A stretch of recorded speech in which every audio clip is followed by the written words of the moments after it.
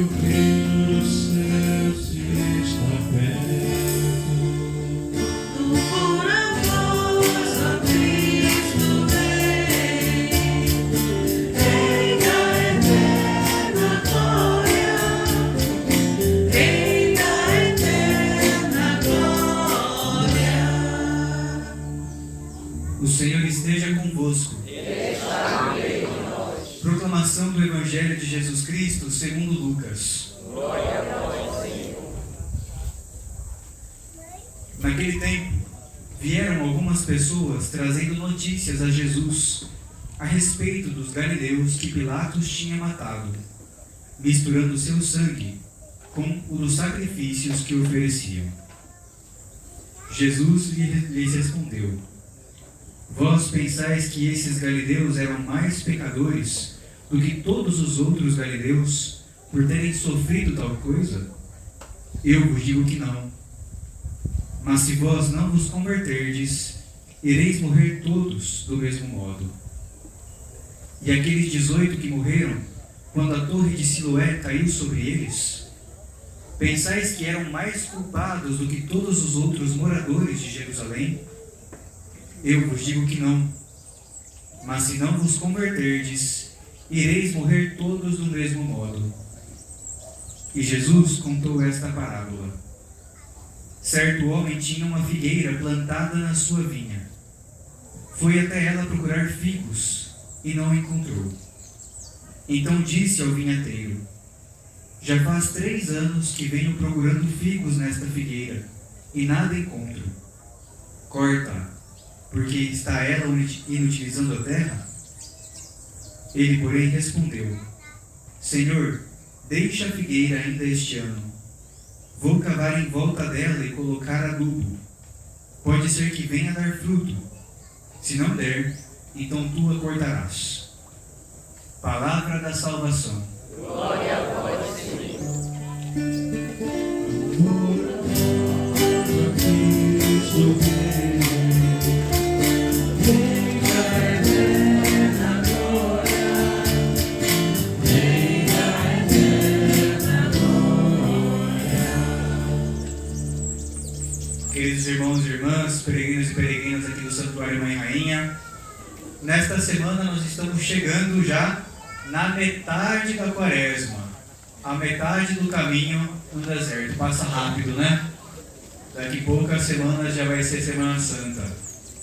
E hoje a liturgia da nossa igreja, como mãe amorosa, mãe sábia, mãe que nos educa, nos recorda algumas coisas importantes no meio deste caminho quaresmal. Coisas que podem nos ajudar a caminhar, a atravessar o deserto, recordando justamente essa travessia primeira do povo de Israel no deserto durante 40 anos. Tanto a primeira leitura como a segunda se referem a isso. A primeira leitura do livro do Êxodo nos recorda o início dessa história, a vocação de Moisés diante da sarça ardente, em que Deus aparece a ele no meio daquela sarça, fala com ele, se apresenta a ele e diz: Eu vi a aflição do meu povo e desci para libertá-lo. E aí começa então a história da libertação do povo de Israel através de Moisés e do seu chamado. A primeira leitura nos conta o começo dessa história. E a segunda leitura da carta de São Paulo nos recorda essa mesma história, mas já depois de muito tempo que essa história aconteceu. É uma reflexão posterior que São Paulo fala. E ele diz assim: os nossos pais estavam todos debaixo da nuvem que ia acompanhando o povo de Israel na travessia pelo deserto. Passaram pelo mar. Comeram todos o mesmo alimento, o maná descido do céu. Beberam todos da mesma bebida que Deus fazia jorrar da rocha, que é Cristo. Aquela água que jorrava da rocha. Mas muitos morreram no deserto. Muitos morreram naquela travessia, porque tinham o coração endurecido. Eles não suportaram estar naquele deserto. E atravessavam o deserto reclamando. Alguns diziam inclusive, né? A gente pode ver no livro do Êxodo. Lá no Egito, pelo menos a gente tinha carne na panela. Pelo menos a gente tinha até cebola para comer. Aqui só esse pão. Passavam a travessia no deserto reclamando da ação de Deus. Reclamando das coisas que Deus estava fazendo por eles para libertá-los da escravidão. Deus, minha gente, não nos salva muitas vezes dando sombra e água fresca, né? Como a gente gostaria. Deus, na maioria das vezes, às vezes ele dá assim uma sombrinha, uma água fresca, né? Pra gente descansar, pra gente recobrar as forças. Mas na maior parte do tempo, Deus nos salva no meio dos nossos desertos, no meio das provações, acompanhando a gente na nuvem, né? A nuvem que ia fazendo sombra, que ia indicando o caminho para o povo, acompanhando a gente na travessia de mares. E isso a liturgia nos recorda no meio dessa quaresma, ou quase no meio dessa quaresma. Nos recorda a mensagem deste tempo, a conversão. É no deserto que nós nos convertemos. É no deserto que Deus nos chama novamente. E nesse deserto precisa muita resiliência, muita fortaleza, muito discernimento, de entender, ou de pelo menos tentar entender o que Deus está fazendo com a gente, o que Deus faz conosco na nossa vida, e de reconhecer que Ele está ali, no meio do deserto, no meio da provação, no meio do aperreio. O Evangelho de hoje, Jesus traz grandes mensagens para a gente. E a primeira coisa que ele faz é comentar uma falsa crença que existia naquele tempo. Naquele momento, o povo de Israel acreditava: quem sofre, está sofrendo porque teve um pecado muito grande. E aí Deus então manda esse castigo. Quem sofre é porque pecou. Eles acreditavam nisso. E aí Jesus então retruca para eles: vós pensais que esses galileus eram mais pecadores do que outros? Aqueles galileus, se vocês prestaram bem atenção na leitura, mas ela fala bem brevemente, que foram mortos, assassinados pelo governo, por Pilatos, e que tiveram o sangue deles misturado com o sangue de animais. Uma profanação para os judeus. Misturar ali com o sangue de animais, o sangue humano. E ele recorda então outro evento. As 18 pessoas que morreram numa tragédia na Torre de Siloé. Uma profanação e uma tragédia. E Jesus fala: vocês acham que essas pessoas que receberam, né, esse acontecimento, que sofreram esse acontecimento, sofreram isso porque são mais pecadores? E aí ele diz: se vocês não se converterem, vocês vão morrer do mesmo modo. Jesus está falando que vão sofrer também uma tragédia, uma profanação como castigo? Não. Jesus alerta: a verdadeira tragédia, a verdadeira profanação é morrer para a vontade de Deus, é morrer para Deus, é não fazer aquilo que Deus deseja de nós. E ele dá a entender isso através da parábola que ele conta, da figueira estéril, da figueira que não dava frutos. O vinhateiro, aliás, o dono quer cortar a figueira. E o vinhateiro então diz: não, Senhor, vamos tentar mais um ano. A gente cava aqui ao redor da figueira, coloca adubo, vamos cuidar, vamos cultivar, e aí se não der frutos a gente corta, mas vamos dar mais uma chance. Jesus aqui inverte a lógica do povo daquela época, inverte a lógica da fé, traz a verdadeira fé. Deus é aquele que nos dá mais uma chance. Deus é aquele que busca cultivar, que nos convida a cultivar também a nossa fé. E não corta de uma vez. Ele não dá a retribuição que nós, em lógica humana, mereceríamos, né? Aqui se faz, aqui se paga. Não deu fruto, então corta. Deus não é esse. Ele nos dá mais uma chance. O que Jesus faz, então, nesta parábola, neste evangelho? Ele nos propõe um caminho de conversão. Um caminho de conversão. E na metade dessa quaresma, nós queremos recordar esse caminho, viver esse caminho, que está profundamente relacionado com o tema que a gente vem trabalhando nesses domingos de quaresma, a filialidade, que está expressada aqui na cruz da unidade, né? Esse símbolo que nós estamos trabalhando mais uma vez, como no ano passado, conquistando mais uma vez a cruz lá de baixo, que ficou agora escondida atrás dos tapumes, conquistando a nossa tenda, né? Conquistando a nossa tenda aqui. Queremos crescer em filialidade, queremos ser mais filiais diante de Deus. E nesse evangelho Jesus nos apresenta dois elementos que podem nos ajudar a crescer em filialidade. A primeira deles é tirar da nossa cabeça uma falsa imagem de Deus.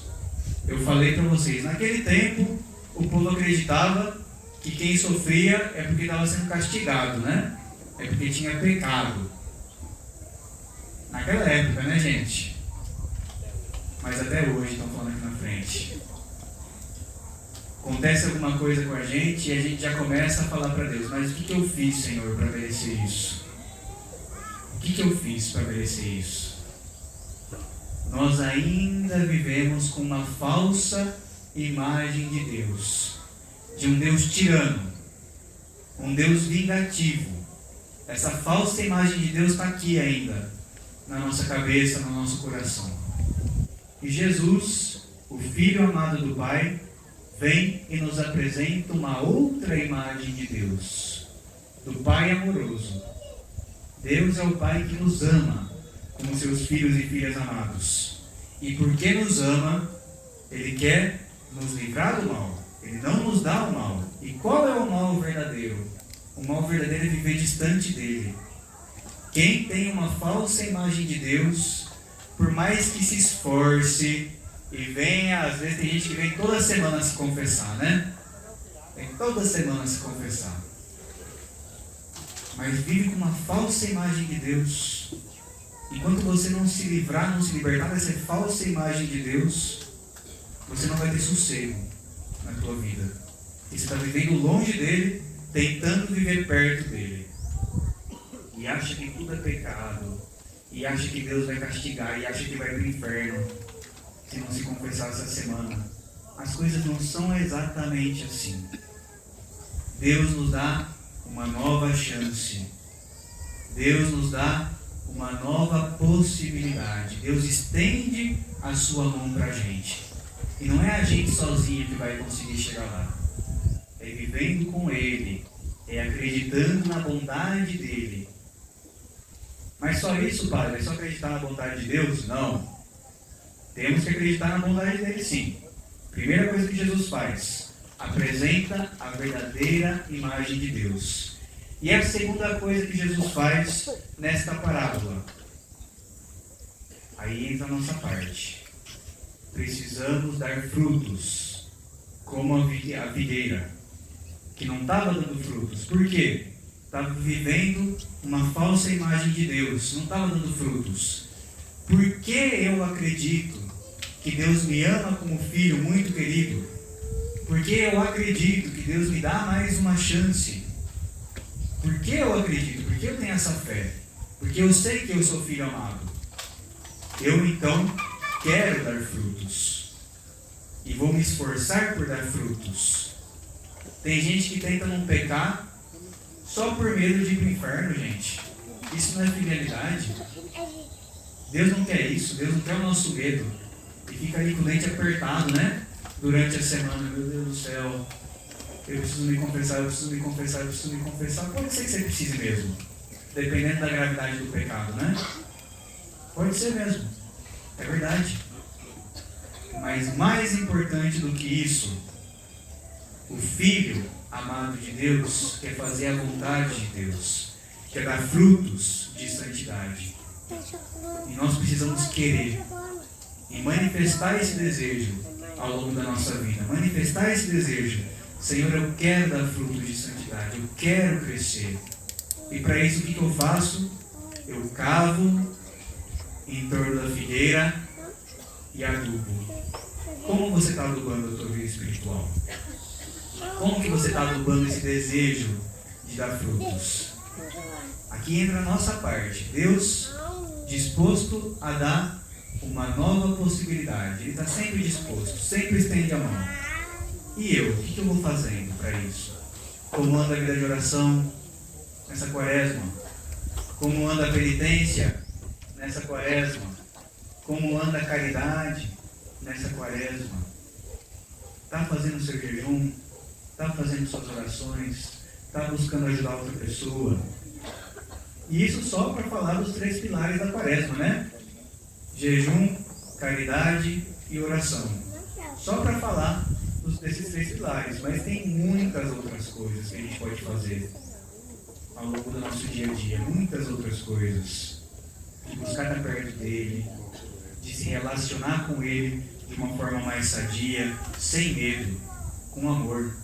São João nos ensina na carta dele: onde há amor, não há temor. Se eu estou com medo de Deus é porque eu ainda não estou amando o suficiente. E talvez a gente nunca vai amar o suficiente, né? Mas a tarefa é cada dia tentar amar um pouquinho mais, cada dia amar de novo. Diferente do povo de Israel, nós queremos dizer sim a Deus, como Moisés fez diante da sarça ardente. No meio do deserto, dizer sim. Eu uma vez, não sei se vocês sabem, meu seminário é lá no Chile, né? E não sei se vocês sabem, mas no Chile está o deserto mais árido do mundo, o deserto do Atacama. Aí eu fui lá conhecer uma vez, tinha uma festa religiosa, nós fomos ali vários seminaristas nessa festa. E lá eu subi no alto do monte, árido, só pedra, só areia, e vi um vale que passava um riozinho no meio. E nesse vale, muitas árvores. No deserto é possível frutificar. E nessas árvores, das frutas mais gostosas que eu comi na minha vida, viu? Bem suculenta, bem gostosa. No meio do deserto, Deus nos prova e traz o alimento e traz a água. E a gente pode ali dar muitos frutos, como a figueira pode dar muitos frutos. Nosso pai fundador, o Padre Kempnis, dizia que o caminho da filialidade é um caminho de um sim fecundo. Um sim fecundo a minha vida, um sim fecundo também as minhas cruzes. Ele dizia assim: o meu caminho de cruz se torna mais fácil ao considerar que ele é um caminho fecundo.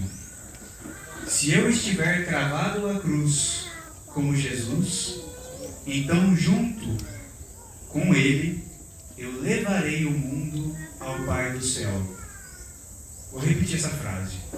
O meu caminho de cruz se torna mais fácil se eu considero ele como um caminho fecundo, um caminho que pode dar frutos de santidade.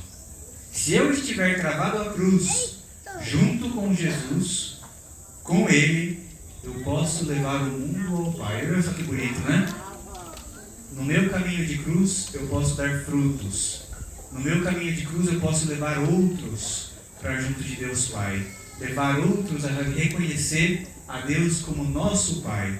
O Pai que nos dá uma nova chance, o Pai que nos estende a mão, o Pai que nos aduba, que nos dá vida, o Pai que nos ajuda a dar frutos. Que a nossa Mãe Rainha aqui no santuário nos ajude nessa empreitada de viver um caminho fecundo, de muitos frutos.